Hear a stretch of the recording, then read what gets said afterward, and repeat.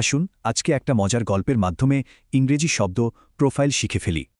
আচ্ছা, দোকানগুলো কিভাবে বুঝে যায় যে আমাদের ঠিক কি কিনতে ইচ্ছে করছে? এই হলো রিনা। ও একটা অনলাইন কাপড়ের দোকান খুলেছে, কিন্তু কাস্টমারই পাচ্ছে না। রিনা জানতে পারল কাস্টমারদের বুঝতে হলে তাদের একটা প্রোফাইল তৈরি করতে হবে। কাস্টমার প্রোফাইলে থাকে কাস্টমারের বয়স, তারা কোথায় থাকে বা কী ধরনের স্টাইল পছন্দ করে।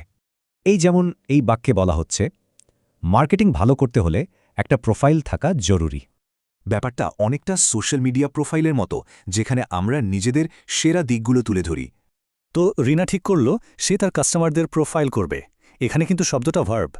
কাউকে প্রোফাইল করা মানে হল সহজ কিছু ধাপে তার একটা বিস্তারিত বর্ণনা তৈরি করা। আর এই পুরো কাজটাকেই বলে প্রোফাইলিং। বিজনেসের জন্য এটা কিন্তু দারুণ কাজের একটা জিনিস।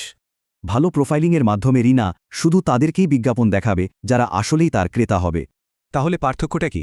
প্রোফাইল হলো বর্ণনা, আর প্রোফাইলিং হলো সেই বর্ণনা তৈরির কাজটা। তবে একটা কথা, প্রোফাইলিং শব্দটার কিন্তু একটা নেতিবাচক দিকও আছে। এটা দিয়ে অনেক সময় বৈষম্য বোঝানো হয়। যাই হোক, ভালো প্রোফাইল তৈরি করে রিনার ব্যবসা কিন্তু একদম জমে উঠেছে। চলুন এই চার্টটা দেখে পুরো ব্যাপারটা আরেকবার সংক্ষেপে বুঝে নিই। এবার একটু ভাবুন তো, আপনার অনলাইন প্রোফাইল আপনার সম্পর্কে কি বলে?